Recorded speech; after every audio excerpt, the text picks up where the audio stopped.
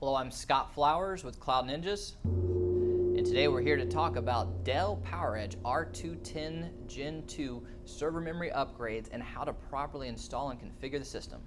Well, let's get started. The R210-2 is actually a really popular system. A lot of data centers use this for some low-end applications or customers that don't need the most robust application. This is really a great solution right here. There's one CPU socket inside.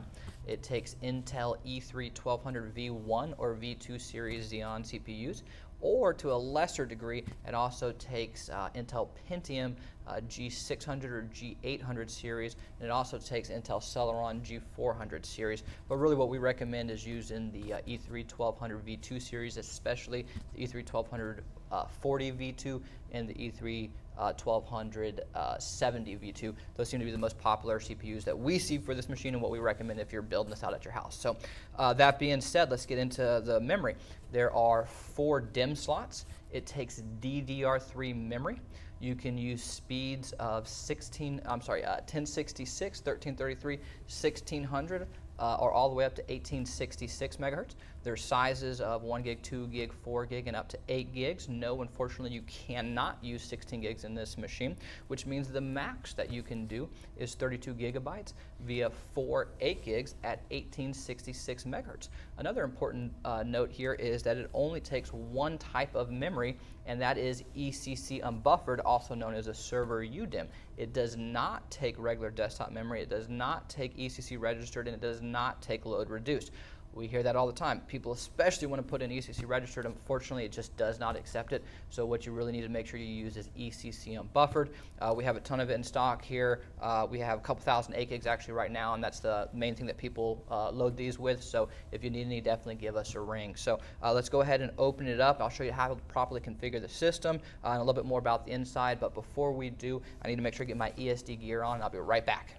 And we're back. We have our ESD gear on, so we are safe to protect the machine from electrostatic discharge. So now we're going to open it up and physically load it and show you a little bit more about the inside. So first things first, make sure you have the latch set to unlock. You're simply going to push this down and pop the top off. You'll see an opening up here, and I'm just going to pull it up and you are in. Sometimes it can be a little feisty, so you might have to push a little hard. Don't worry, that you're not the only one.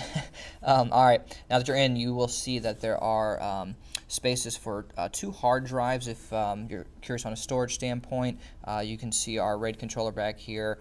There's an air baffle and a cabled in power supply, which is important to note because it's not hot swappable. Same with the drives up front. So to get to the memory and to get to the CPU, you're simply just going to pull this air baffle up.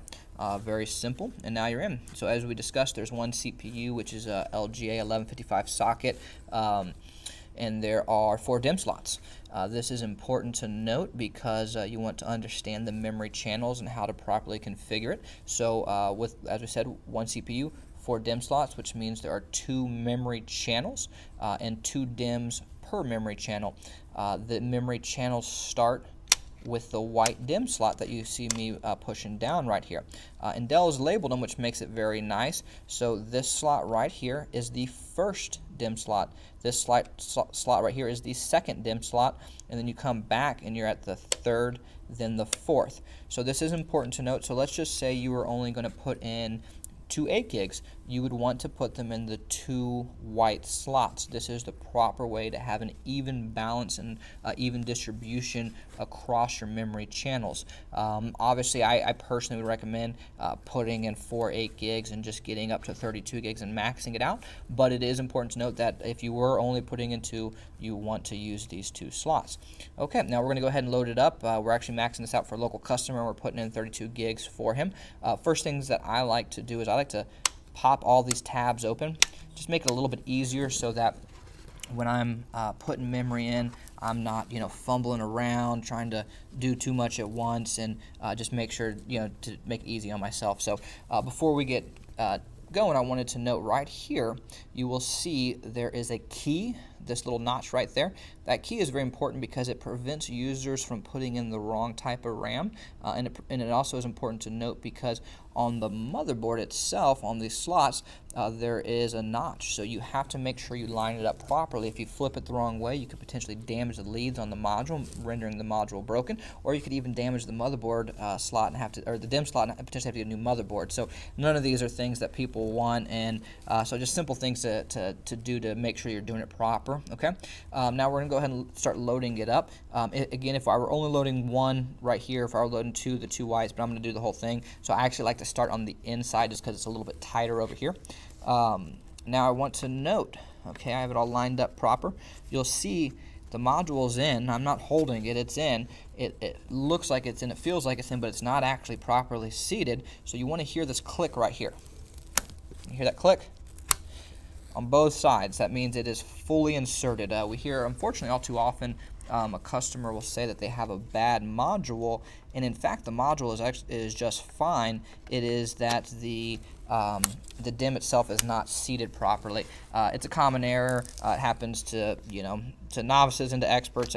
Everyone does it. Unfortunately, it's just something to be careful of, and make sure that you just get them all entered. So it was just that simple. Took 30 seconds to a minute, and we have officially maxed out our R210. So just like that, now we're going to go ahead and put the air baffle back on. So you'll see right here there are little hooks, that there's some screws in here. You just need to line it up properly and make sure you get it on there. So just like that, we're done. So if you guys need any upgrades for your R210 too, feel free to reach out to sales@cloudninjas.com, and we would love to help you. And if you made it this far in the video, do us a favor and please smash that subscribe button and like the video down below. Thanks again for stopping by, and have a wonderful day.